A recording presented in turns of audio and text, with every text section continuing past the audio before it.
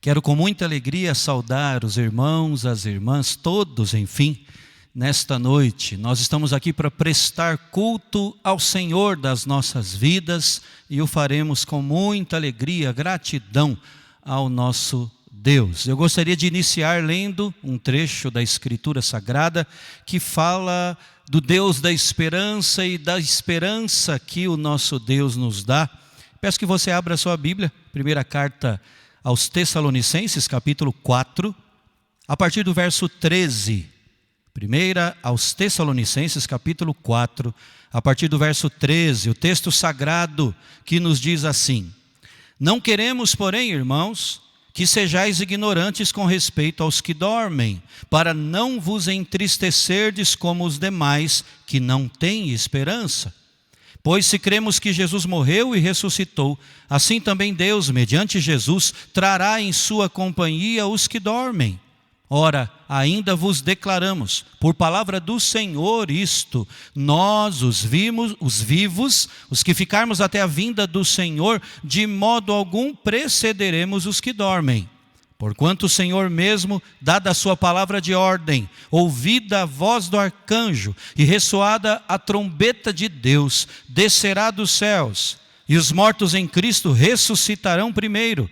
Depois nós, os vivos, os que ficarmos, seremos arrebatados juntamente com eles, entre nuvens, para o encontro do Senhor nos ares. E assim estaremos para sempre com o Senhor. Consolai-vos, pois, uns aos outros com estas palavras. Iniciamos então o culto com estas palavras de consolo e de esperança, irmãos. E agora nós vamos cantar um hino dos nossos hinários que fala justamente desta bendita e sublime esperança nossa como povo do Senhor. Hino 297, a chamada final.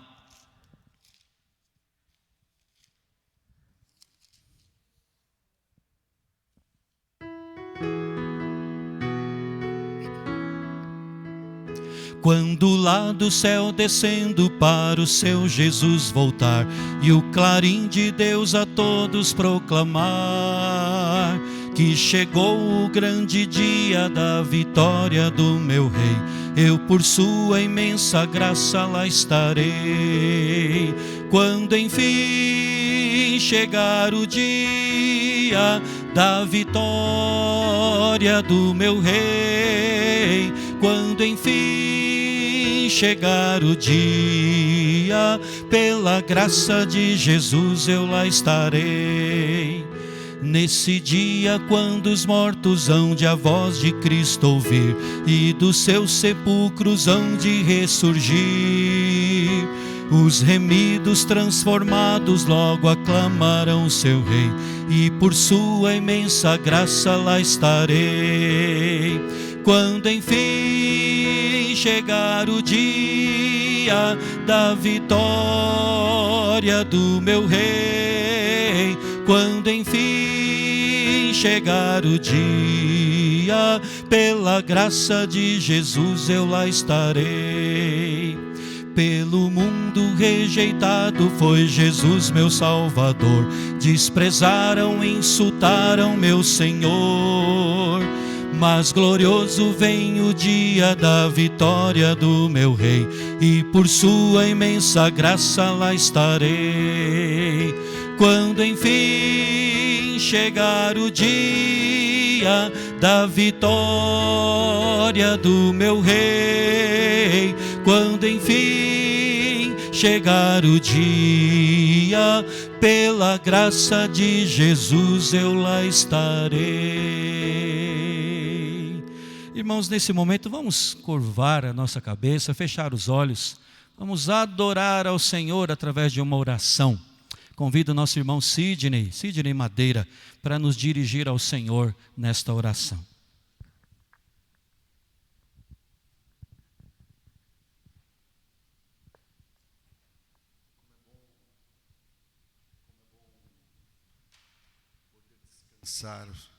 Como é bom poder descansar o coração. Que seja um momento assim, aí onde você está. Que Deus aceite nossa oração de louvor e tudo aquilo que fazemos aqui para a honra e glória dele. Oremos. Senhor Deus, obrigado, Pai querido, pela oportunidade de estarmos aqui, juntos em espírito, afastados pelo corpo, mas juntos em espírito, louvando o Teu nome, adorando o Teu nome. Nós só temos a Ti.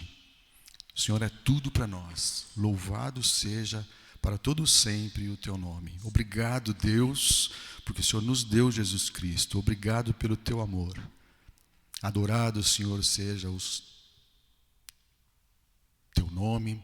Adorado, Senhor, seja a Tua beleza. Adorado seja, Senhor, e louvado seja pelo que Tu faz, aquilo que Tu és. Nós entendemos que o Senhor é tudo em nossa vida e queremos entregar aqui de forma simples todo o nosso louvor, todo o nosso pensar, todo o nosso agir, já te pedindo perdão por aquilo que durante a semana de repente fizemos e não te agradou, Papai do céu, e sabemos que nós não somos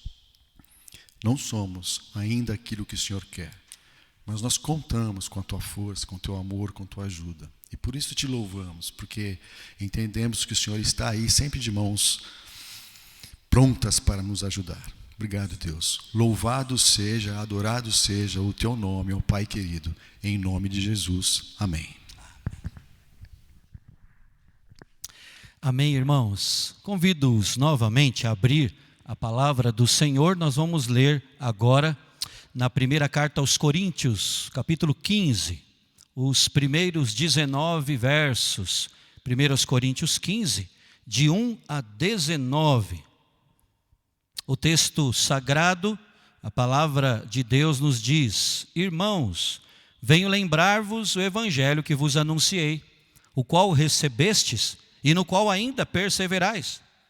Por ele também sois salvos, se retiverdes a palavra tal como vou-la preguei, a menos que tenhais crido em vão. Antes de tudo vos entreguei o que também recebi, que Cristo morreu pelos nossos pecados, segundo as Escrituras, e que foi sepultado e ressuscitou ao terceiro dia, segundo as Escrituras, e apareceu a Cefas e depois aos 12. Depois foi visto por mais de 500 irmãos de uma só vez, dos quais a maioria sobrevive até agora, porém alguns já dormem. Depois foi visto por Tiago, mais tarde por todos os apóstolos. E afinal, depois de todos, foi visto também por mim, como por um nascido fora de tempo. Porque eu sou o menor dos apóstolos, que mesmo não sou digno de ser chamado apóstolo, pois persegui a igreja de Deus. Mas pela graça de Deus sou o que sou, e a sua graça que me foi concedida não se tornou vã.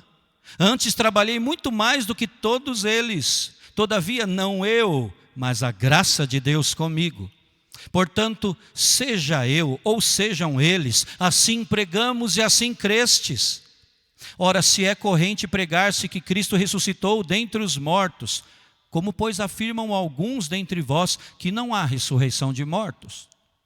E se não há ressurreição de mortos, então Cristo não ressuscitou. E se Cristo não ressuscitou, é vã a nossa pregação e vã a vossa fé.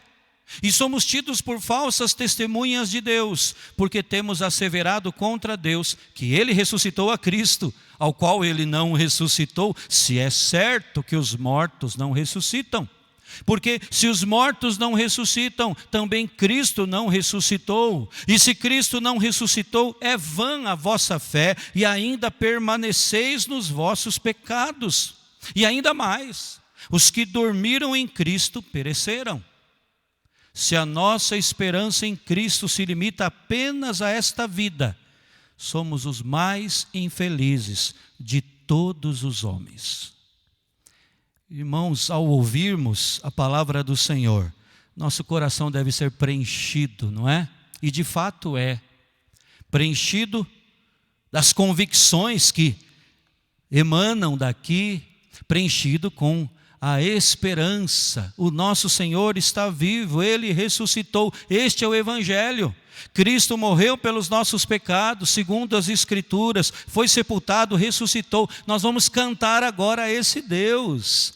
Então, coloque o seu coração de fato e de verdade por inteiro nas mãos do nosso Mestre. Nós vamos agora, neste momento, falar de todo o nosso coração, que Ele é glorioso, que Ele é majestoso, glória e majestade estão diante dEle, força e formosura existem aqui no seu santuário, e sabemos que o santuário não são apenas pedras, blocos, somos nós, templo do Senhor, pela graça do Senhor. Vamos então dizer de todo o coração, cantai ao Senhor.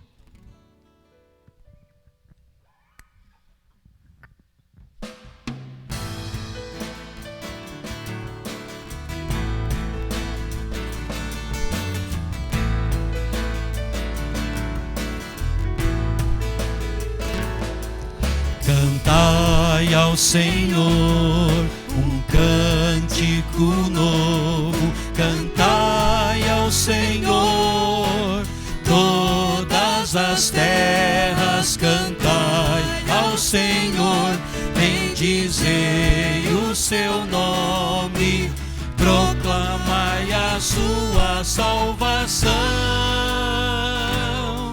Anunciai entre as nações a sua glória, entre todos os povos as suas maravilhas, porque grande é o Senhor, muito digno de ser louvado, mais temível do que falsos deuses.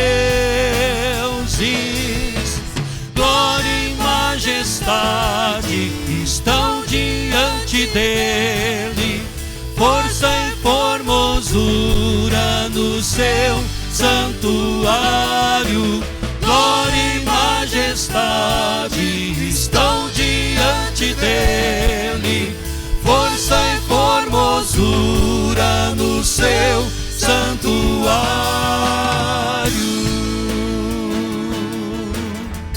Cantai, cantai ao Senhor um cântico novo, cantai ao Senhor todas as terras, cantai ao Senhor, bendizei o seu nome, proclamai a sua salvação. Anunciai entre as nações a sua glória, entre todos os povos as suas maravilhas, porque grande é o Senhor, muito digno de ser louvado, mais temível do que falsos deuses. Glória e majestade estão diante dele, força e formosura no seu santuário.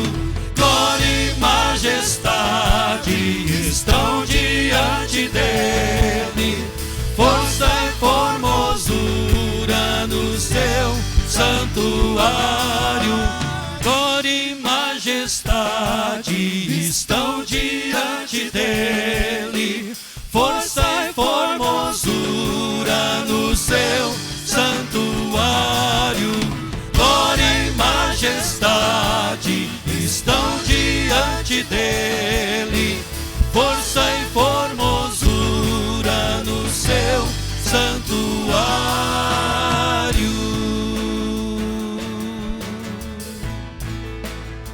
Amém.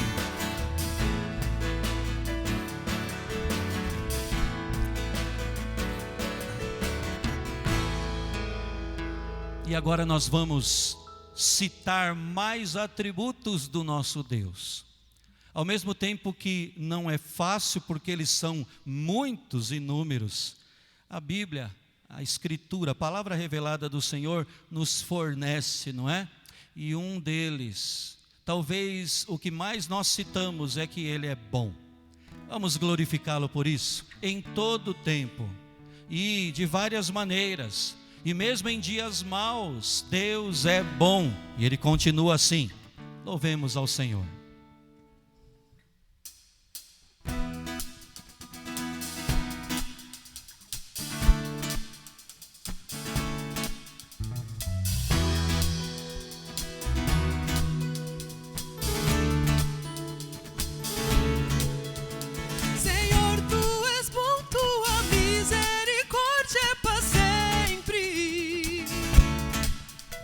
Senhor, Tu és bom, Tua misericórdia é para sempre. Todos os povos Te exaltarão, de geração em geração Te adorarei. Aleluia, aleluia, Te adorarei por tudo que és. Te adorarei, aleluia, aleluia, Te adorarei por tudo que és. Deus é bom.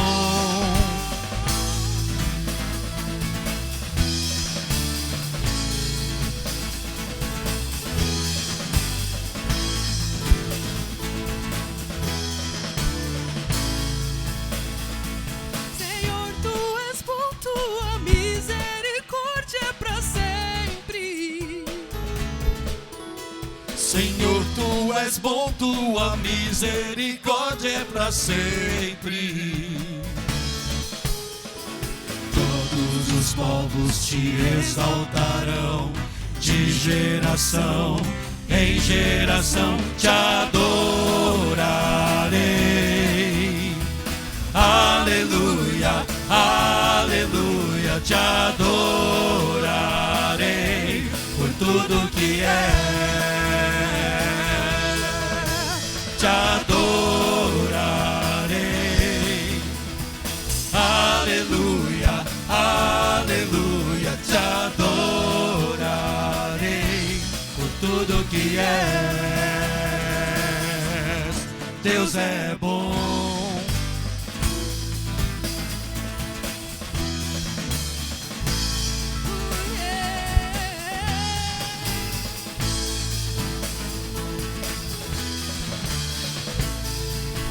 Deus é bom o tempo todo, o tempo todo.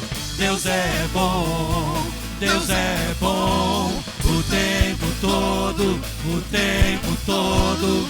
Deus é bom, Deus é bom o tempo todo, o tempo todo. Deus é bom.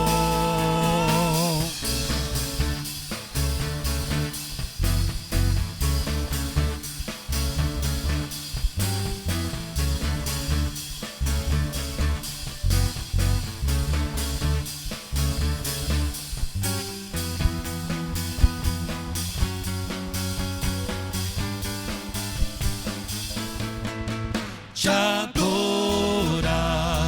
adorarei, aleluia, aleluia, Te adorarei por tudo que és. Te adorarei, aleluia, aleluia, Te adorarei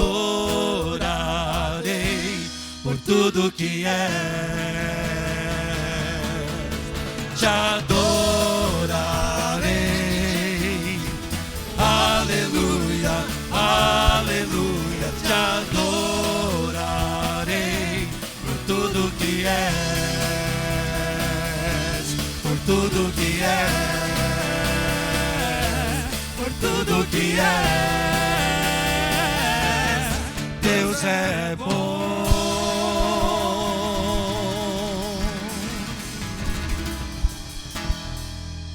Amém. E para onde nós iremos, irmãos? Já que só o nosso Senhor, o nosso Redentor, é que tem as palavras da vida eterna, palavras que de fato transformam, dão esperança. Vamos então cantar agora e perguntar e ao mesmo tempo responder com base na Escritura: para onde iremos nós? Senhor, não nos deixe ir para longe do Senhor.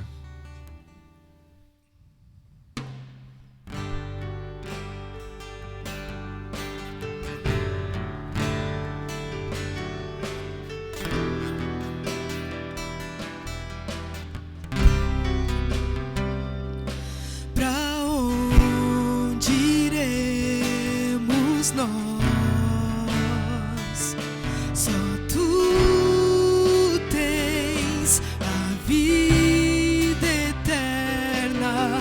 Pra onde iremos nós? Só tu tens a vida eterna. Tu és o pão que desceu do céu, fonte de vida, Emanuel, com tua glória sobre mim, enche-me de ti até transbordar. Eu nunca vou me saciar, enche-me de ti até transbordar. Tu és o pão que desceu do céu, fonte de vida, Emanuel, com tua glória sobre mim, enche-me de ti até transbordar. Eu nunca vou me saciar, enche-me de ti até transbordar. Pra onde iremos nós? Só tu tens a palavra de vida eterna. Pra onde iremos nós? Tu és o pão do céu, o Deus Emanuel. Enche-me, enche-me até transbordar. Tu és o pão do céu, o Deus Emanuel. Enche-me, enche-me até transbordar. Tu és o pão do céu, o Deus Emanuel. Enche-me, enche-me até transbordar. Tu és o pão do céu, o Deus Emanuel. Enche-me, enche-me até transbordar com tua glória sobre mim. Enche-me de ti até transbordar. Eu nunca vou me saciar, enche-me de ti até transbordar. Pra onde iremos nós? Só tu tens a palavra de vida eterna. Pra onde iremos nós? Que essa pergunta retórica, que não precisa, que não demanda resposta, cuja resposta já está clara, não é? Que essa pergunta, irmãos, ressoe sempre no nosso coração e que de fato nós sejamos enchidos pelo Espírito do Senhor, a sua ação, o seu controle, o seu domínio, até transbordarmos. Para isso Deus usa a sua palavra, e é nela que nós vamos meditar nesse instante. Eu convido você a abrir de novo, se ainda não está, não continua aberta, no mesmo capítulo, mesmo texto, primeira carta aos Coríntios, capítulo 15. Só que agora nós vamos ler a partir do verso 20. Do 20 até o final, verso 58. Primeiro aos Coríntios, capítulo 15. Nós leremos a partir do verso 20. O texto sagrado nos diz assim, irmãos: mas de fato Cristo ressuscitou dentre os mortos, sendo Ele as primícias dos que dormem. Visto que a morte veio por um homem, também por um homem veio a ressurreição dos mortos. Porque assim como em Adão todos morrem, assim também todos serão vivificados em Cristo. Cada um, porém, por sua própria ordem. Cristo as primícias, depois os que são de Cristo na sua vinda. E então virá o fim, quando Ele entregar o reino ao Deus e Pai, quando houver destruído todo o principado, bem como toda potestade e poder. Porque convém que Ele reine até que haja posto todos os inimigos debaixo dos pés. O último inimigo a ser destruído é a morte. Porque todas as coisas sujeitou debaixo dos pés. E quando diz que todas as coisas lhe estão sujeitas, certamente exclui aquele que tudo lhe subordinou. Quando, porém, todas as coisas lhe estiverem sujeitas, então o próprio Filho também se sujeitará àquele que todas as coisas lhe sujeitou, para que Deus seja tudo em todos. De outra maneira, que farão os que se batizam por causa dos mortos? Se absolutamente os mortos não ressuscitam, por que se batizam por causa deles? E porque também nós nos expomos a perigos a toda hora. Dia após dia morro. Eu protesto, irmãos, pela glória que tenho em vós outros, em Cristo Jesus nosso Senhor. Se como homem lutei em Éfeso com feras, que me aproveita isso? Se os mortos não ressuscitam, comamos e bebamos, que amanhã morreremos. Não vos enganeis, as más conversações corrompem os bons costumes. Tornai-vos à sobriedade, como é justo, e não pequeis. Porque alguns ainda não têm conhecimento de Deus. Isto digo para vergonha vossa. Mas alguém dirá: como ressuscitam os mortos? E em que corpo vêm? Insensato. O que semeias não nasce se primeiro não morrer. E quando semeias, não semeias o corpo que há de ser, mas o simples grão, como de trigo ou de qualquer outra semente. Mas Deus lhe dá corpo como lhe aprouve dar, e a cada uma das sementes o seu corpo apropriado. Nem toda a carne é a mesma, porém, uma é a carne dos homens, outra a dos animais, outra a das aves e outra a dos peixes. Também há corpos celestiais e corpos terrestres, e sem dúvida uma é a glória dos celestiais e outra a dos terrestres. Uma é a glória do sol, outra a glória da lua e outra a das estrelas, porque até entre estrela e estrela há diferenças de esplendor, pois assim também é a ressurreição dos mortos. Semeia-se o corpo na corrupção, ressuscita na incorrupção. Semeia-se em desonra, ressuscita em glória. Semeia-se em fraqueza, ressuscita em poder. Semeia-se corpo natural, ressuscita corpo espiritual. Se há corpo natural, há também corpo espiritual.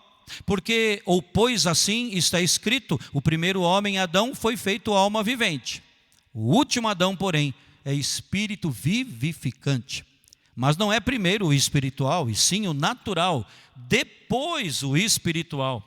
O primeiro homem formado da terra é terreno, o segundo homem é do céu. Como foi o primeiro homem, o terreno, tais são também os demais homens terrenos. E como é o homem celestial, tais também os celestiais. E assim como trouxemos a imagem do que é terreno, devemos também trazer a imagem do celestial. Isto afirma, irmãos, que a carne e o sangue não podem herdar o reino de Deus, nem a corrupção herdar a incorrupção. Eis que vos digo um mistério. Nem todos dormiremos, mas transformados seremos todos, num abrir ou num momento, num abrir e fechar de olhos, ao ressoar da última trombeta. A trombeta soará, os mortos ressuscitarão incorruptíveis e nós seremos transformados. Porque é necessário que este corpo corruptível se revista da incorruptibilidade e que o corpo mortal se revista da imortalidade. E quando este corpo corruptível se revestir de incorruptibilidade, e o que é mortal se revestir de imortalidade, então se cumprirá a palavra que está escrita: tragada foi a morte pela vitória. Onde está, ó morte, a tua vitória? Onde está, ó morte, o teu aguilhão? O aguilhão da morte é o pecado, e a força do pecado é a lei. Graças a Deus que nos dá a vitória por intermédio de nosso Senhor Jesus Cristo. Portanto, meus amados irmãos, sede firmes, inabaláveis e sempre abundantes na obra do Senhor, sabendo que no Senhor o vosso trabalho não é vão. O nosso tema hoje, irmãos, é esse: ressurretos. Que Deus nos derrame graça para entender a sua palavra e assim viver para a glória dele. Irmão e irmã, no ano de 1899, há 121 anos, 2 homens famosos morreram ali nos Estados Unidos. Um foi um descrente que viveu e fez carreira menosprezando a Bíblia e argumentando contra as doutrinas cristãs. O outro era um cristão. O descrente era Robert Green Ingersoll, agnóstico, crítico declarado da Bíblia e da fé cristã. Totalmente cético, ele se foi de repente, sendo que a sua morte foi um choque absoluto para a família e para os amigos.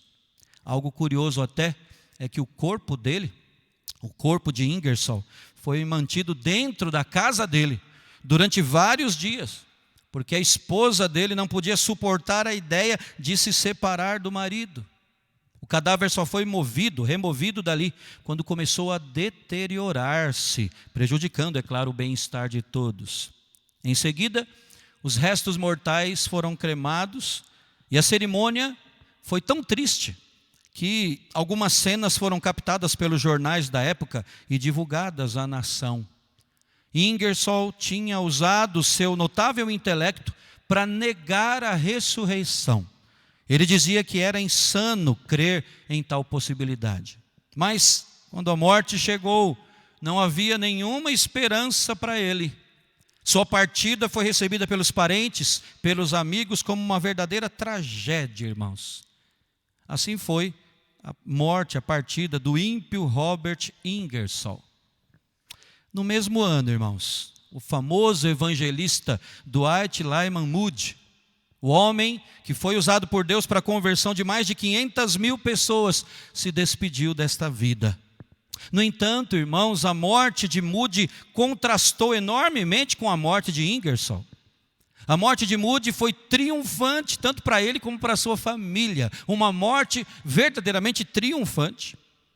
Moody já estava debilitado havia algum tempo, e a família permanecia ali com ele em turnos. Na manhã em que ele morreu, em 22 de dezembro de 1899, seu filho, que estava de pé ao lado da cama, ouviu exclamar: a terra está se afastando, o céu está se abrindo, Deus está chamando. O filho então rebateu: pai, você está sonhando. Mas Moody, com a voz fraca, respondeu: não, Will, não, meu filho, não é um sonho. Eu estou dentro dos portões, já vejo as faces das crianças. Será isso a morte? Não é ruim, não existe vale, é glorioso. Àquela altura, sua filha tinha se aproximado e começou então a orar em voz alta pela recuperação do pai. E ao perceber isso, Moody, com a voz trêmula dele, disse assim: não, filha, não ore por isso. Deus está me chamando. É o dia da minha coroação. Tenho esperado ansiosamente por ele. logo depois, Moody, com 62 anos de idade, foi recebido no céu. No funeral, a família, os amigos se reuniram para um culto jubiloso. Assim acontece com o crente que parte com Cristo. Lágrimas sim, mas culto também. E sobretudo culto, não é? E assim aconteceu ali. Eles estavam entristecidos, derramaram ali as suas lágrimas, mas a esperança, a alegria impregnava tudo e todos ali. E eles conversaram, eles cantaram hinos, eles ouviram a palavra de Deus proclamando a realidade da ressurreição. No texto aqui de 1 Coríntios 15, foi lido no funeral dele: onde está, ó morte, a tua vitória? Onde está, ó morte, o teu aguilhão? O aguilhão da morte é o pecado, a força do pecado é a lei. Graças a Deus que nos dá a vitória por intermédio de nosso Senhor Jesus Cristo. A morte de Moody foi jubilosa, irmãos. Uma morte vitoriosa. Desde então, Moody aguarda, com tantos outros servos de Deus, o dia da ressurreição. O dia em que uma nova etapa da redenção fará parte da realidade do povo de Deus. Você já parou para pensar nos vários conceitos da Escritura que definem, que fazem parte da nossa identidade como cristãos? Nós podemos citar aqui algumas destas palavras, alguns desses conceitos que apontam para realidades vividas e experimentadas por todo cristão. A expressão criados, por exemplo, essa expressão nos define, não é? Nós fomos criados pelo poder de Deus, somos criaturas das mãos do Senhor, não fomos nós que nos auto-inventamos, não é? Estamos aqui hoje porque Deus assim o quis, porque Deus nos criou, e a criatura é submissa ao Criador. Uma outra expressão, pecadores. Esse conceito atinge a todos, em todos os lugares, em todas as épocas. Não há um ser humano, como sabemos, isento disso. Todos pecaram, diz a Escritura, não há quem faça o bem. E se você tem se achado assim acima da média, volte logo para a média que é lá embaixo, viu? O fato de entendermos isso, irmãos, que todos pecaram, que não há quem faça o bem, isso explica muita coisa. Uma outra palavra, irmãos, um outro conceito que define quem teme a Deus é a palavra salvo ou redimido, não é? Nós fomos criados, viemos a este mundo já na condição de pecadores, mas Deus nos decidiu amar em Cristo antes de nos trazer a este mundo com uma natureza pecaminosa. Somos então salvos, redimidos, salvos da condenação, salvos da ira de Deus. Fomos redimidos por graça, temos livre acesso ao Pai. Já não há mais nenhuma condenação para mim e para você. Isso não é graça, nós fomos redimidos. Essas expressões, irmãos, são muito utilizadas, porque elas fazem parte da cosmovisão bíblica, né? Que inclui criação, queda e redenção. Criação, nós somos fruto da obra criadora de Deus. Queda, nós pecamos ali em Adão, que nos representava ali no Éden. Já nascemos com a inclinação ao pecado. Redenção, na cruz de Cristo, cumprimento do plano eterno de Deus o Pai. Nós tivemos a nossa dívida paga, está consumado, disse Jesus, está pago. Nós fomos como que aproximados de Deus pelo sangue de Jesus. O justo morrendo pelos injustos para nos conduzir a Deus.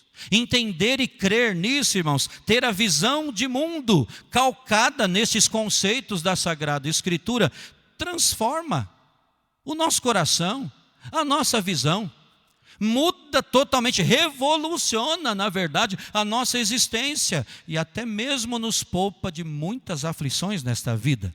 Mas há uma palavra, um conceito, que também faz parte da nossa redenção, que aponta para uma realidade que será experimentada por um número incontável de cristãos, mas que é muito pouco citada por nós, bem pouco. Pouco é lembrada pela igreja. Essa palavra define o estado de uma multidão de crentes em Cristo quando da consumação de todas as coisas. A palavra é ressurreição, ou ressurretos.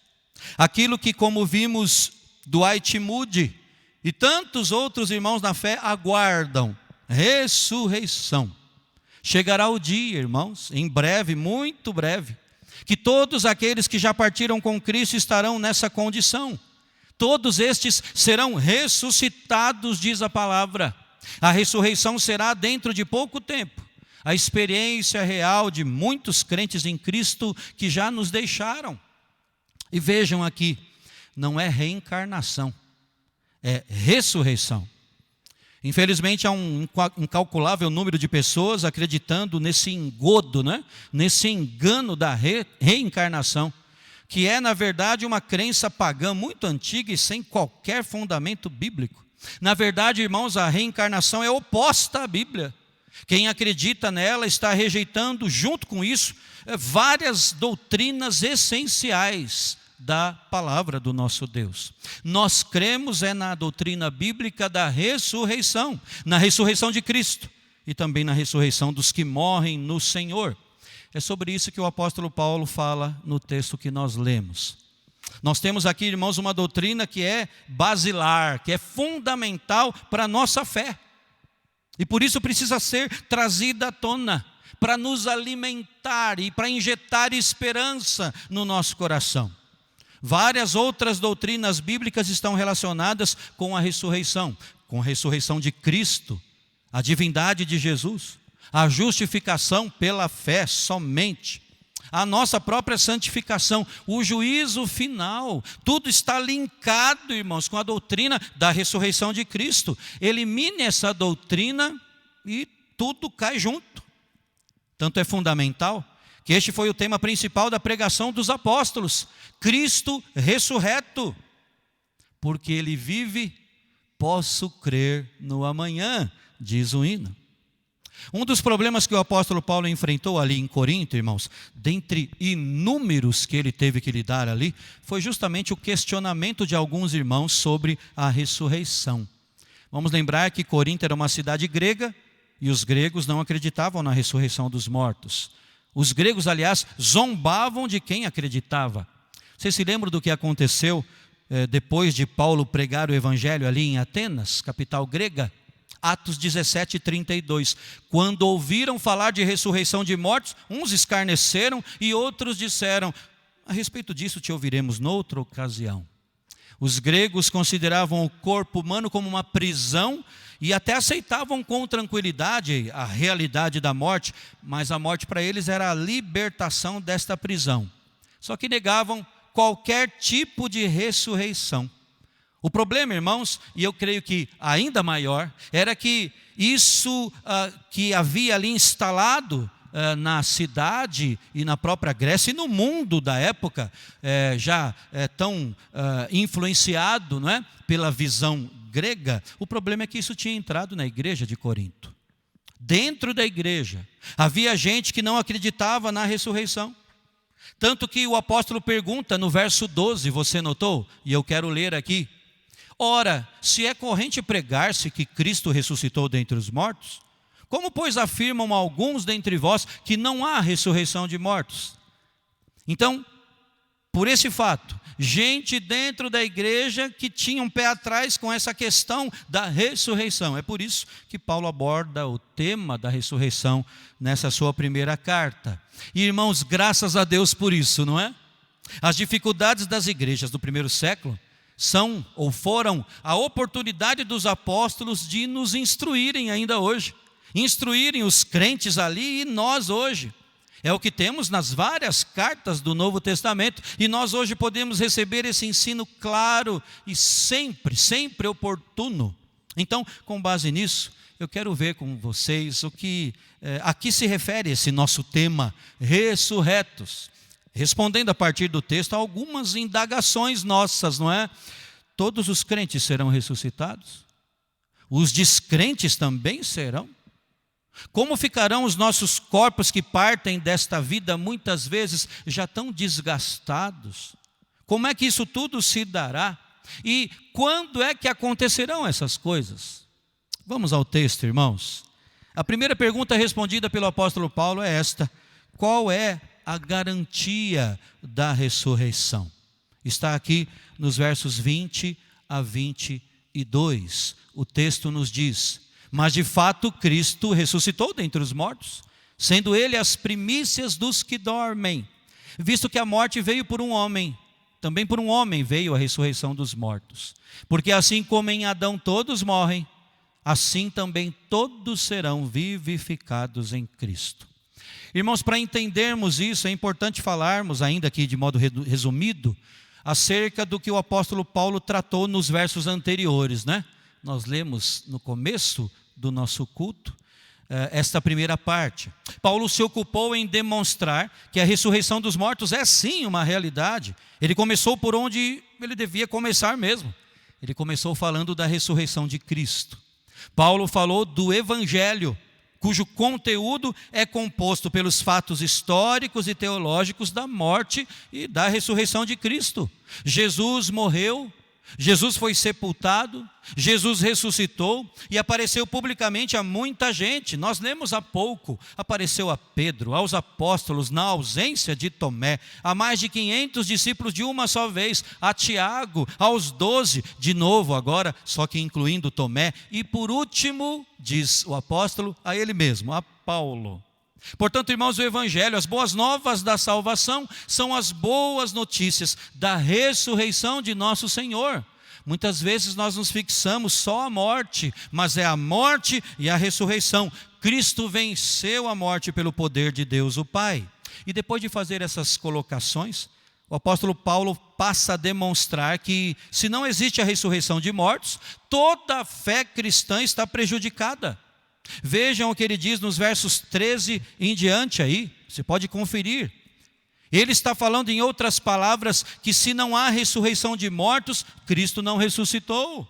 A pregação do Evangelho também, se não há ressurreição de mortos, a pregação é mentirosa. Ele diz, se não há ressurreição, a nossa fé não tem valor algum. Nós ainda permanecemos mortos no pecado. E mais, os que já partiram mortos para sempre.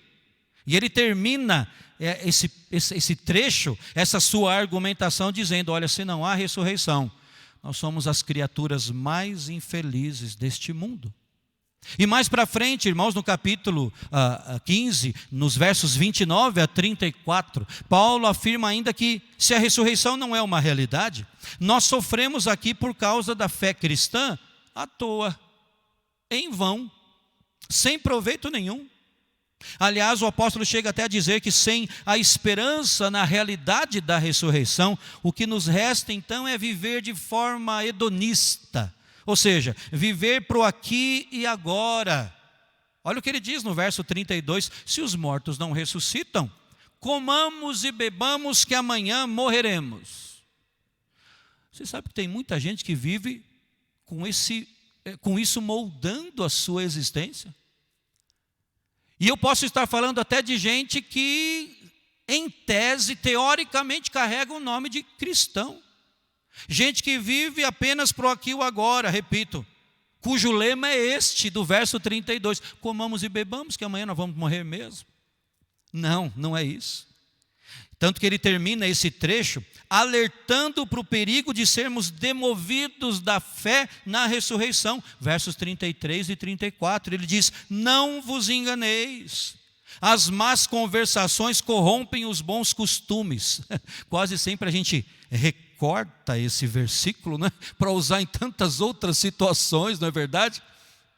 Mas ele está aqui sendo dito no contexto da explanação sobre a ressurreição, a de Cristo e a nossa. E o apóstolo é sério aqui ao dizer: não vos enganeis, as más conversações corrompem os bons costumes, tornai-vos à sobriedade. Os falsos ensinos, irmãos, corrompem a sã doutrina. Já foi o tempo que a gente podia dizer assim: ó, fulano está indo em outra igreja, mas tudo bem, é tudo cristão, né? Cuidado. Cuidado com os falsos ensinos. Não vos enganeis, diz o apóstolo. As más conversações corrompem, tornai-vos à sobriedade. É por causa disso tudo, irmãos, que o apóstolo categoricamente afirma aqui, verso 20: mas de fato, Cristo ressuscitou dentre os mortos, sendo Ele as primícias dos que dormem. Ou seja, irmãos, a ressurreição de Cristo nosso Senhor é a garantia da nossa ressurreição. Sem o Cristo ressurreto, jamais poderíamos conceber a nossa própria ressurreição, não é? Ele é como as primícias dos que dormem. A palavra primícias é uma referência àqueles primeiros feixes de uma colheita. Aquilo que era primeiro trazido, recolhido, juntado ali. Portanto, Jesus é o primeiro. Jesus é as primícias daqueles que ressuscitarão. Assim como a morte veio por um homem, Adão. A ressurreição, a vitória sobre a morte, vem por meio de Jesus Cristo, nosso Senhor. O que garante a minha ressurreição, a sua ressurreição, se no dia final Deus já tiver, antes disso, nos levado desta terra, é o fato de Cristo ter vencido a morte com poder. A nossa ressurreição já está penhorada, irmãos. É o que nos diz o apóstolo Paulo ainda, na segunda carta aos Coríntios. Ele diz que Deus nos selou e nos deu o penhor do Espírito no nosso coração. Você já parou para entender isso? Como discípulos de Cristo, nós somos habitação do Espírito de Deus. E o Espírito nos foi dado como selo e como penhor. Selo aqui aponta para a legitimidade e também para a inviolabilidade. Penhor aqui significa justamente garantia. Nós temos o Espírito Santo em nós como um penhor, como uma garantia do que Deus fará em nós. Ele colocou-nos o seu Espírito, como que dizendo assim, ó, isso aqui é para vocês se lembrarem que eu manterei a minha palavra. Tanto é, irmãos, que vemos esse mesmo ensino de Paulo aos crentes de Éfeso, no primeiro capítulo da carta aos Efésios. Paulo diz o seguinte ali: em quem também vós, depois que ouvistes a palavra da verdade, o evangelho da vossa salvação, tendo nele também crido, fostes selados com o Santo Espírito da promessa, o qual é o penhor da nossa herança, até ao resgate da sua propriedade, em louvor da sua glória. Portanto, irmãos, a ressurreição dos que morrem no Senhor já está penhorada, garantida. Cristo virá, voltará para resgatar a sua propriedade. E o sinal disso, o penhor disso, o selo disso, o Espírito que em nós habita. Glória a Deus por isso. O que nos garante, irmãos, a nossa ressurreição é a ressurreição do nosso Redentor. Mas o apóstolo Paulo nos fala mais. Além de falar sobre isso, ele também nos mostra quando acontecerá a ressurreição. Versos 23 ao verso 28, e eu quero ler aqui. Diz assim: cada um, porém, por sua própria ordem. Cristo, as primícias, depois os que são de Cristo, na sua vinda. E então virá o fim, quando ele entregar o reino a Deus e Pai, quando houver destruído todo o principado, bem como toda potestade e poder, porque convém que ele reine até que haja posto todos os inimigos debaixo dos pés. O último inimigo a ser destruído é a morte, porque todas as coisas sujeitou debaixo dos pés. E quando diz que todas as coisas lhe estão sujeitas, certamente exclui aquele que tudo lhe subordinou. Quando, porém, todas as coisas lhe estiverem sujeitas, então o próprio Filho também se sujeitará àquele que todas as coisas lhe sujeitou, para que Deus seja tudo em todos. Irmãos, a ressurreição dos mortos acontecerá na segunda vinda do Senhor Jesus. Como lemos agora, a ordem é essa: Cristo, as primícias, depois os que são dele, na sua vinda. E dos que são dele, primeiro haverá a ressurreição dos que morreram em Cristo. Depois, os que estiverem vivos serão transformados. Nós temos no slide aqui o trecho que nós já lemos no culto, mas eu quero reler. Primeira carta aos Tessalonicenses 4, a partir do verso 13. Irmãos, um dos textos que mais claramente abordam essa temática, não é? E nós lemos o seguinte: primeira aos Tessalonicenses 4, a partir do verso 13. Não queremos, porém, irmãos, que sejais ignorantes com respeito aos que dormem, para não vos entristecerdes como os demais que não têm esperança. Pois se cremos que Jesus morreu e ressuscitou, assim também Deus, mediante Jesus, trará em sua companhia os que dormem. Ora, ainda vos declaramos por palavra do Senhor isto: nós os vivos, os que ficarmos, até a vinda do Senhor, de modo algum precederemos os que dormem.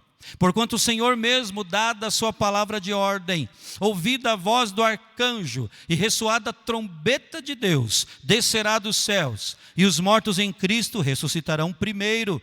Depois nós, os vivos, os que ficarmos, seremos arrebatados juntamente com eles entre nuvens, para o encontro do Senhor nos ares, e assim estaremos para sempre com o Senhor. É como lemos, irmãos, aqui nos versos 51 e 52 de 1 Coríntios 15, né? No qual o apóstolo Paulo fala sobre um mistério. Ele diz: nem todos dormiremos, mas transformados seremos todos. Num momento, ele diz, num abrir e fechar de olhos, ao ressoar da última trombeta. A trombeta soará, os mortos ressuscitarão incorruptíveis e nós seremos transformados. Você se lembra do que Marta, irmã de Maria, irmã de Lázaro, do que Marta declarou a Jesus? Quando Cristo chega ali, já havia passado alguns dias da morte de Lázaro. E as palavras de Marta foram essas, uma das primeiras dirigidas ao nosso mestre: eu sei, Senhor, que Lázaro há de ressurgir na ressurreição, no último dia. Ou seja, irmãos, quando chegar o tempo, quando chegar a hora, e perto está, todos os mortos ressurgirão naquele dia. Observe que Paulo não fala aqui na carta aos Coríntios da ressurreição dos incrédulos. Ele trata apenas somente da ressurreição dos justos, dos que creem, não é? Mas a Bíblia fala que todos, crentes e não crentes, todos ressuscitarão. Você se lembra do livro do profeta Daniel, capítulo 12? Muitos dos que dormem no pó da terra ressuscitarão, uns para a vida eterna e outros para vergonha e horror eterno. Jesus, nos evangelhos, afirma que na sua vinda os justos e os ímpios ressuscitarão para diferentes destinos eternos. Evangelho de João, capítulo 5. Não vos maravilheis disto, disse Jesus, porque vem a hora em que todos os que se acham nos túmulos ouvirão a sua voz e sairão. Os que tiverem feito bem para a ressurreição da vida, e os que tiverem praticado o mal para a ressurreição do juízo. Portanto, na sua vinda, Jesus vai abolir, irmãos, toda a autoridade, todo o governo, todo o poder, vai entregar o reino a seu Pai, e essas coisas vão ser consumadas. Diz o verso 24 do texto nosso, texto básico: então virá o fim, quando ele entregar o reino ao Deus e Pai, quando houver destruído todo o principado, bem como toda potestade e poder. Com isso, irmãos, o mundo, como o conhecemos, chegará ao fim. E a morte, o último inimigo a ser destruído, terá sido tragada, terá sido vencida. Quando acontecerá a ressurreição? No dia da volta do nosso Redentor. Enquanto isso, os que morreram em Cristo já estão na presença gloriosa de Deus, mas aguardando ali a plenitude da salvação. É esse o ensino, claro. Aliás, esse também é o ensino dos nossos símbolos de fé, irmãos. Vamos lembrar do que são os nossos símbolos de fé, não é? São resumos do conteúdo das Escrituras. Brincando com você, os nossos símbolos de fé são aquela substância, o ensino substancial da Escritura em forma de perguntas, respostas, os textos ali. Isso é que dá base, irmãos, para nós vivermos em todo o tempo. A nossa confissão de fé, por exemplo, um dos nossos símbolos de fé, no seu capítulo 32, nos fala sobre o estado do homem depois da morte e da ressurreição dos mortos. Temos no slide aí para vocês acompanharem. Os nossos irmãos do passado, irmãos, escreveram o seguinte, com base na Escritura: os corpos dos homens, depois da morte, convertem-se em pó e vem a corrupção. Mas as suas almas, tendo uma substância imortal, voltam imediatamente para Deus que as deu. As almas dos justos, sendo então aperfeiçoadas na santidade, são recebidas no mais alto dos céus, onde vem a face de Deus em luz e glória, esperando a plena redenção dos seus corpos. E as almas dos ímpios são lançadas no inferno, onde ficarão em tormentos e em trevas espessas, reservadas para o juízo do grande dia final. Além destes dois lugares destinados às almas separadas de seus respectivos corpos, as Escrituras não reconhecem nenhum outro lugar. Portanto, irmãos, os que morreram em Cristo já estão na presença gloriosa do Pai, mas já estão, no entanto, ainda aguardam a plena redenção, quando alma e corpo estiverem unidos de novo, não é? Nós somos criados alma e corpo. A morte física rompe com isso, mas no dia da ressurreição de crentes e incrédulos, isso será de novo unido. E glória ao Senhor de nossas vidas por isso, irmãos. Aliás, até por falar nisso, nos corpos que serão de novo unidos às suas almas, a terceira pergunta que temos respondida aqui em 1 Coríntios 15 é esta: qual será o corpo da nossa ressurreição? Isso está a partir do verso 35 e na sequência. É o próprio texto, irmãos, é o próprio apóstolo que pergunta para em seguida nos dar a resposta, né? Ele diz no verso 35, mas alguém dirá, acho que ele estava pensando em mim e você, não é? Mas alguém dirá, como ressuscitam os mortos? E em que corpo vêm? E aí Paulo faz uma tríplice analogia, irmãos. Ele fala da semente, ele fala da carne, ele fala dos corpos celestiais. Primeiro ele menciona a diferença entre a semente plantada e a semente colhida. Veja aqui, acompanhe comigo aqui os versos, 1 Coríntios 15, os versos 36 a 38. Insensato, o que semeias não nasce se primeiro não morrer. E quando semeias, não semeias o corpo que há de ser, mas o simples grão, como de trigo ou de qualquer outra semente. Mas Deus lhe dá corpo como lhe aprouve dar, e a cada uma das sementes o seu corpo apropriado. Depois, irmãos, o apóstolo vai falar da diferença entre a carne dos homens e a carne dos animais. Verso 39, veja aí. Nem toda a carne é a mesma, diz ele. Porém, uma é a carne dos homens, outra a dos animais, outra a das aves e outra a dos peixes. E na sequência, irmãos, Paulo faz menção da diferença entre os corpos celestiais e os corpos terrestres, versos 40 e 41. Também há corpos celestiais e corpos terrestres, e sem dúvida, uma é a glória dos celestiais e outra a dos terrestres. Uma é a glória do sol, outra a glória da lua e outra a das estrelas, porque até entre estrela e estrela há diferenças de esplendor. E, irmãos, a seguir, temos a descrição do novo corpo, dos novos corpos que os salvos terão, não é? A partir do verso 42 até o 49, diz Paulo o seguinte: pois assim também é a ressurreição dos mortos. Semeia-se o corpo na corrupção, ressuscita na incorrupção. Semeia-se em desonra, ressuscita em glória. Semeia-se em fraqueza, ressuscita em poder. Semeia-se corpo natural, ressuscita corpo espiritual. Se há corpo natural, há também corpo espiritual. Pois assim está escrito: o primeiro homem, Adão, foi feito alma vivente. O último Adão, porém, é espírito vivificante. Mas não é primeiro o espiritual, e sim o natural, depois o espiritual. O primeiro homem, formado da terra, é terreno. O segundo homem é do céu. Como foi o primeiro homem, o terreno, tais são também os demais homens terrenos. E como é o homem celestial, tais também os celestiais. E assim como trouxemos a imagem do que é terreno, devemos trazer também a imagem do celestial. Irmãos, os nossos corpos hoje são semeados num corpo perecível, em desonra, em fraqueza, em forma natural, semelhante ao corpo de Adão. Mas ao ressuscitar, os corpos dos que morrem no Senhor serão imperecíveis, gloriosos, poderosos, espirituais, vivificantes. Gosto dessa palavra, vivificantes, diz aqui o apóstolo, vindos do céu e semelhantes ao corpo do Senhor Jesus. Pense nisso agora em termos de gráficos. Nós temos 2 gráficos aqui no slide para você acompanhar. O primeiro lado vai falar do corpo físico, o segundo do corpo espiritual, veja aí. O corpo físico é semeado em corrupção, mas é ressuscitado de forma diferente em incorrupção. Semeado em desonra, ressuscitado em glória.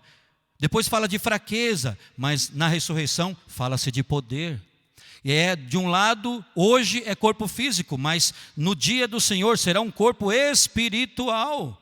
O outro gráfico fala da diferença dos homens aqui citados por Paulo, né? O primeiro homem, o segundo homem. O primeiro homem, Adão. O segundo homem, Cristo. O primeiro homem foi feito alma vivente. O segundo é a fonte da vida. O primeiro homem tem um corpo físico que se desfaz. O segundo homem, Cristo, tem um corpo espiritual. O primeiro homem é formado do pó desta terra. O segundo é formado no céu. Mais uma vez, irmãos, fazemos bem em consultar os nossos símbolos de fé. Também temos aqui no slide para você acompanhar. A nossa confissão de fé, aliás, na sequência da mesma pergunta, 32, nos diz o seguinte, ponto 2. No último dia, os que estiverem vivos não morrerão, mas serão mudados. Todos os mortos serão ressuscitados com os seus mesmos corpos e não outros, posto que com qualidades diferentes, e ficarão reunidos as suas almas para sempre. Irmãos, colocando isso de outra forma, quando nós começamos a viver, também nós começamos a morrer. Aliás, há poucos domingos nós falamos sobre isso, não é? A cada ano que passa, o nosso corpo se torna mais frágil, vai se corrompendo, processo do envelhecimento. E no túmulo, esse processo de corrupção, de deterioração continua e com mais celeridade ainda. Mas, irmãos, o nosso corpo ressuscitado, estará livre disso tudo, estará livre desse esfacelamento. Ele será caracterizado por vigor, por vitalidade. O nosso corpo atual não é como era o de Adão e Eva antes do pecado. Nosso corpo hoje se assemelha ao corpo deles após a queda. E o nosso corpo também está longe de ser o que será na ressurreição. Comparados à superioridade do estado futuro de glória, o nosso atual corpo nada mais é do que pó. E corre-se tanto num frenético culto ao corpo nos nossos dias, não é? No entanto, irmãos, nosso corpo será revestido naquele dia. Será glorioso, porque será semelhante ao corpo glorioso de Cristo. Daí a fragilidade dará lugar ao pleno vigor. Pense nisso, não haverá joelhos trôpegos que vacilam, as mãos jamais tremerão de novo, correremos e não nos fatigaremos, aí sim, literalmente sim, caminharemos e não nos cansaremos. Hoje nossa alma, nossas sensações, nossos afetos, nossos desejos, a nossa própria racionalidade, tudo isso está contaminado pelo pecado. Mas no futuro, irmãos, naquele dia, no dia do Senhor, o nosso corpo, a nossa mente serão plenamente livres de toda influência pecaminosa. Semeia-se corpo natural, diz o apóstolo, ressuscita corpo espiritual. E então amaremos, obedeceremos e glorificaremos plenamente e eternamente o Senhor das nossas vidas. Será um dia de juízo, sim, um dia de julgamento, de horror eternos, como vimos, de condenação para os descrentes, mas também, irmãos, será um dia de celebração sem precedentes da parte dos que creem. É por isso que o Novo Testamento afirma que a nossa pátria está nos céus. A pátria daqui é transitória. E aqui nós temos responsabilidade, sim. Representamos Cristo aqui. Mas a nossa verdadeira pátria não é aqui. Aqui nós temos corpos que se esfacelam. Mas a pátria definitiva, onde nossos corpos serão revestidos de incorruptibilidade, está na eternidade, irmãos. Como lemos na carta aos Hebreus, capítulo 13, na verdade, não temos aqui cidade permanente, mas buscamos a que há de vir. onde se cumprirá a palavra que está escrita e já mencionada hoje: tragada foi a morte pela vitória. Ah, meus irmãos, a ressurreição de Cristo é a garantia da nossa ressurreição. E a ressurreição do nosso corpo é a vitória conseguida por Cristo ali na sua morte e ressurreição, que agora nos é concedida, e a todo aquele que crer nele. É por isso que o apóstolo Paulo exulta ou explode em louvor e adoração, verso 57, dizendo: graças a Deus que nos dá a vitória por intermédio de nosso Senhor Jesus Cristo. Se eu e você estivermos vivos na ocasião do retorno do Mestre, nós iremos para o céu sem morrer. Grandioso privilégio também. Nossos corpos serão transformados. Se nós, no entanto, já tivermos partido, como tantos que já foram, seremos tomados pelo poder de Deus, irmãos. Levantaremos de nossos túmulos e encontraremos o Senhor nos ares, diz a Escritura, e assim estaremos reunidos com o Senhor. Estaremos para sempre com o Senhor. Glória ao nosso Deus, glória ao nosso Redentor. Como é diferente a visão do descrente quanto à morte, não é? O cineasta Woody Allen, você com certeza já assistiu algum filme dele. Woody Allen disse certa vez: não que eu tenha medo de morrer, só não quero estar lá quando acontecer. Woody Allen disse ainda que a morte para ele é algo absolutamente assombroso. Como são diferentes as visões, irmãos. Realmente, se a nossa esperança se limita apenas a esta vida, ao aqui e agora, comamos e bebamos que amanhã morreremos e tudo acaba. Mas não é assim. Se a nossa esperança se limita apenas a esta vida, nós somos os mais infelizes de todos os homens. E o contrário disso é verdade, irmãos. Se a nossa esperança extrapola os limites desta vida terrena, nós temos plena felicidade e bem-aventurança. Nós esperamos novos céus e nova terra.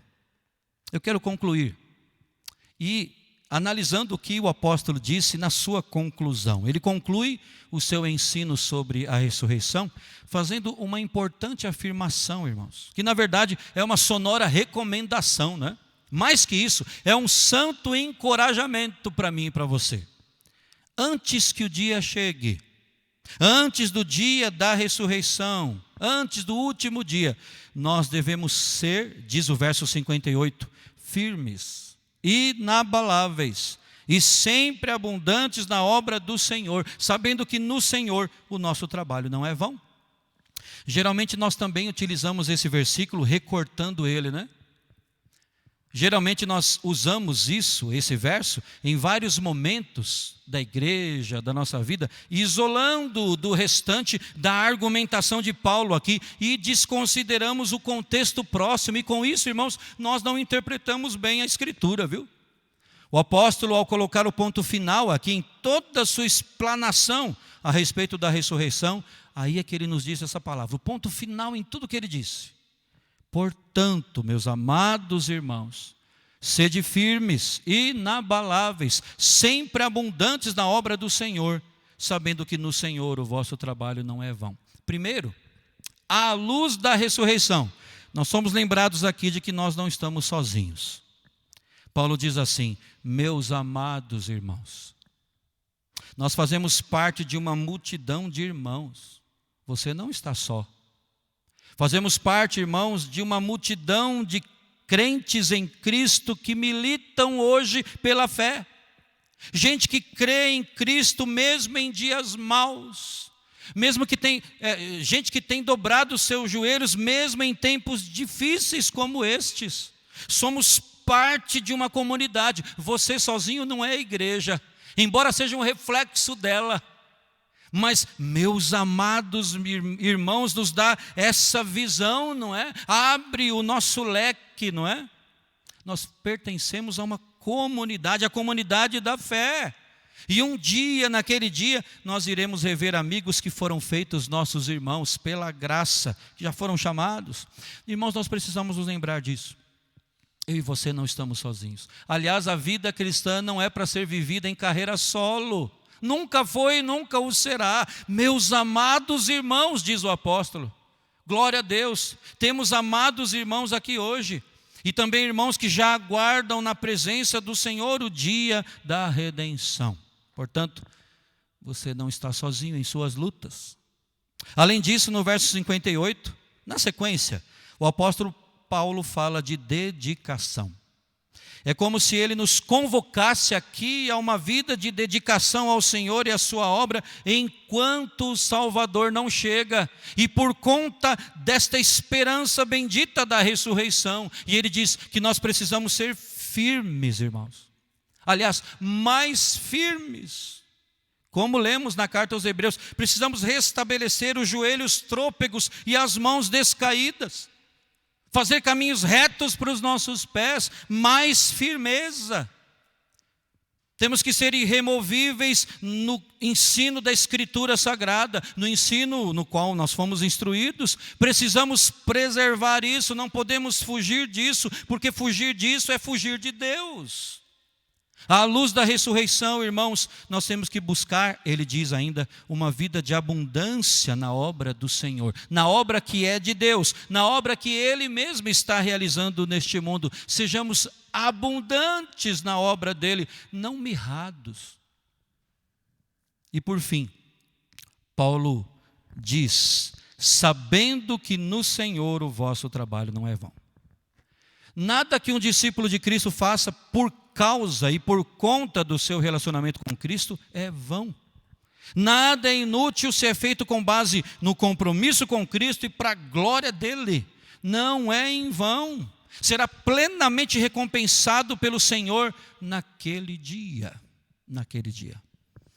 Irmão e irmã, que essa expectativa santa e bendita, baseada na Escritura, permeie os nossos pensamentos, dirija as nossas sensações, as nossas percepções, norteie as nossas decisões, não é? Pontue o que nós falamos e a maneira como nos calamos e nos mantenha de pé, irmãos, firmes, inabaláveis, preparados para a vinda do Redentor.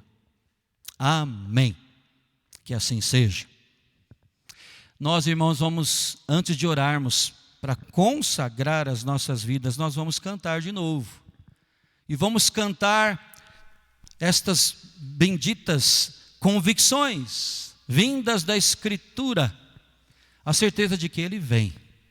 A certeza de que num piscar de olhos, num momento, ao ressoar da última trombeta, Ele vem.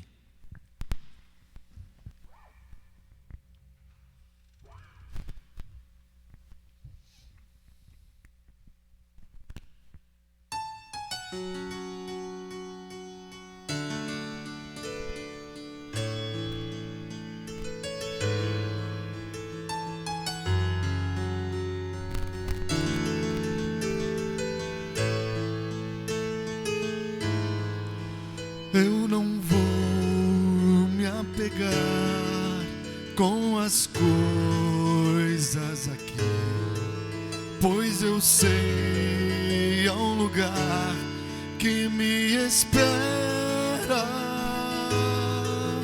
Estrangeiro eu sou, o meu lar é o céu.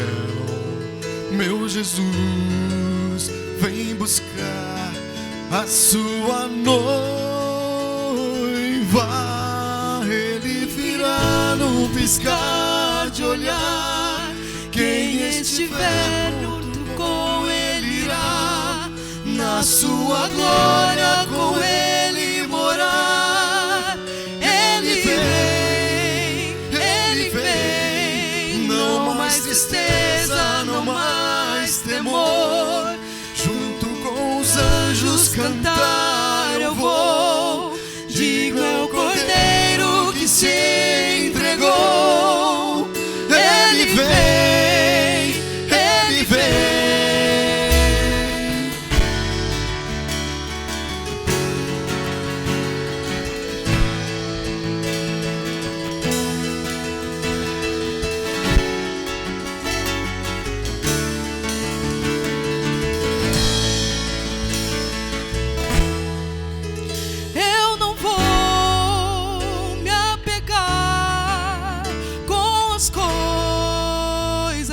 aqui, pois eu sei o lugar que me espera. Estrangeiro eu sou, o meu lar é o céu. Meu Jesus vem buscar a sua noiva. Ele virá num piscar de olhar, e quem estiver pronto com ele irá, na sua glória com ele morar. Ele vem, não mais tristeza, não mais temor, junto com os anjos cantar eu vou. Digno é o Cordeiro que se entregou. Ele vem, ele vem. Tu és, Senhor, o nosso Deus, digno tu és de receber todo louvor. Vamos clamar, então vem, então vem. Tu és, Senhor, o nosso Deus, digno tu és de receber todo louvor. Vamos clamar, então vem, então vem. Tu és, Senhor, o nosso Deus, digno tu és de receber todo louvor. Vamos cantar, então vem, então vem. Tu és, Senhor, o nosso Deus, digno tu és de receber todo louvor. Vamos clamar, então vem, então vem. Tu és, Senhor, o nosso Deus, digno tu és de receber todo louvor. Vamos clamar, então vem, então vem. Ele virá num piscar de olhar, e quem estiver pronto com ele irá, na sua glória com ele morar. Ele vem, não mais tristeza, não mais temor, junto com os anjos cantar eu vou. Digno é o Cordeiro que se entregou. Ele vem, ele vem. Tu és, Senhor, o nosso Deus, digno tu és de receber todo louvor. Vamos clamar, então vem, então vem. Tu és, Senhor, o nosso Deus, digno tu és de receber todo louvor. Vamos clamar, então vem, então vem.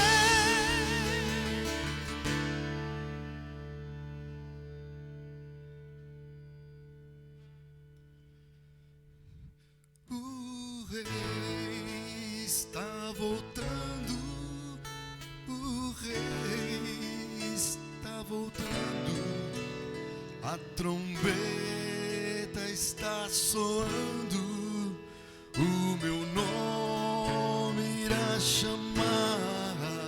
O rei está voltando, o rei está voltando, aleluia. Ele vem me buscar. O rei está voltando, o rei está está voltando, a trombeta está soando, o meu nome irá chamar. Sim, o rei está voltando, o rei está voltando, aleluia, ele vem me buscar. O rei está voltando, o rei está voltando, a trombeta está soando, o meu nome irá chamar. O rei está voltando, o rei está voltando, aleluia, ele vem me buscar.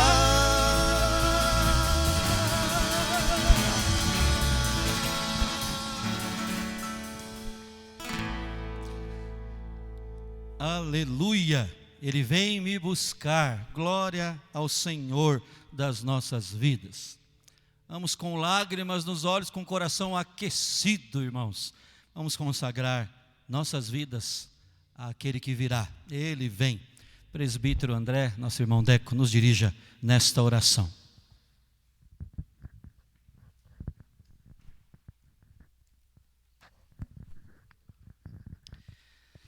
Vamos orar, irmãos. Ó Deus, que maravilha, ó Pai. Que maravilha poder louvar ao Teu santo nome, ó Deus. Como é bom estarmos na Tua presença. Como é bom cultuarmos a Ti, ó Deus. Como é bom aprendermos a Tua palavra, ó Pai. Ó Deus, um verdadeiro banquete essa noite, ó Pai. Ó Senhor, a Tua palavra diz, ó Deus, que para aqueles que vivem ainda há esperança. E ó Pai, a nossa esperança está naquele que ressuscitou, naquele que venceu a morte, está vivo e virá buscar aqueles que também ressuscitarão com Ele. Nós, ó Pai, o Teu povo, comprado com um alto preço, pelo sangue da cruz do Teu Filho amado. Ó Senhor Jesus, nós Te agradecemos, ó Pai, porque o Senhor nos chamou das trevas para a maravilhosa luz. E ó Pai, nós não queremos nos acomodar, ó Deus. Ó Pai, nós sabemos que um dia morreremos, ressuscitaremos e viveremos eternamente com o Senhor, ó Pai. Mas, ó Deus, enquanto estivermos aqui, nós não queremos nos apoiar nisso, ó Deus. Mas nós queremos, ó Pai, viver intensamente para o Senhor aqui, fazendo realmente a Tua vontade. Ó Deus, trabalhando, arregaçando as mangas, ó Pai, para que o Teu Evangelho alcance muitas vidas, ó Pai. Vidas que estão sendo tragadas pelo inimigo, por esse mundo, ó Deus, corrupto. Ó Pai, use a nossa vida. Nós queremos realmente trabalhar para o Senhor, porque como nós aprendemos hoje aqui, ó Deus, trabalhar na Tua obra, ó Deus, não é em vão. Ó Senhor, nos ajude a realmente vivermos intensamente para o Senhor, ó Pai. Pararmos, ó Deus, de dizermos que somos cristãos, que somos evangélicos, mas nós queremos viver na prática realmente aquilo que é ser cristão. Ó Deus, o Senhor não nos chamou, ó Pai, para apenas vivermos as bênçãos que o Senhor derrama sobre nossas vidas, mas nós queremos também vivermos as lutas diárias para realmente servirmos ao Senhor. Nós sabemos que a nossa caminhada aqui não é fácil. Passamos, ó Deus, por momentos difíceis, como o momento que estamos vivendo. Ó Deus, nós já temos falado das incertezas, nós não sabemos aquilo que virá logo mais à frente, ó Pai. Mas uma certeza nós temos, ó Deus, que O Senhor reina sobre todas as coisas. O Senhor tem o controle sobre todas as coisas. E ó Deus, no dia do Senhor, tudo será realmente, tudo cairá sobre terra. As maldades, o inimigo, ó Deus, a corrupção deste mundo, ó Deus, as obras da carne, ó Pai, tudo será derrotada por Cristo Jesus, ó Deus, no dia do Senhor. Nós cremos nisso, ó Deus, e nós queremos estar prontos para esse dia. Se até lá nós estivermos vivos, ó Pai, que nós possamos estar preparados para aquele dia, ó Deus. Mas se a morte nos alcançar, ó Deus, que nós possamos descansar, ó Pai, na certeza de que naquele dia nós também ressuscitaremos e nós viveremos com Cristo a vida eterna, aquilo que nós já herdamos, ó Pai, pela Tua graça, não, ó Deus, por merecimento nosso, não porque nós somos bons ou porque nós fizemos alguma coisa pelo Senhor, mas, ó Deus, porque o Senhor escolheu, através do Teu amor e da Tua graça, realmente nos chamar, nos separar para o Senhor, ó Deus. Ó Pai, abençoe a Tua igreja, que possamos realmente nos fortalecer nas verdades da Tua palavra. Ó Deus, vivermos realmente de forma intensa aqui. Ó Deus, inabaláveis, perseverantes, sabendo, ó Deus, que tudo aquilo que fizermos não será em vão. Ó Deus, fique conosco, ó Pai, no restante desta noite, nessa semana que está se iniciando, ó Deus, que nós possamos realmente vivenciar o Teu Evangelho a cada dia, na prática, ó Deus. Ó Pai, por isso que nós possamos realmente conhecer o Senhor, buscar o Senhor, estar na Tua presença, porque a Tua palavra diz que é na Tua presença, ó Deus, que há plenitude de alegria, plenitude de vida, e é nela que nós queremos realmente estar, dia após dia, até o dia do Senhor Jesus.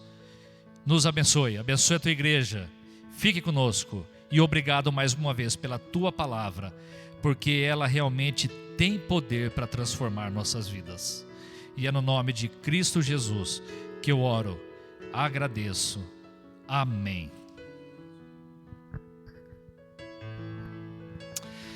Vamos receber a bênção, irmãos.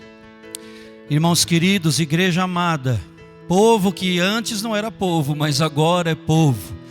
Povo que aguarda ansiosamente o dia da ressurreição, o dia do Senhor, que a graça do Senhor Jesus, o amor de Deus, o nosso Pai, a comunhão, as consolações do Espírito Santo de Deus que em nós habita, conosco estejam, conosco permaneçam, hoje e para todos sempre. Amém. Amém. Para você, irmão e irmã, uma semana abençoada na presença do Senhor. Deus abençoe.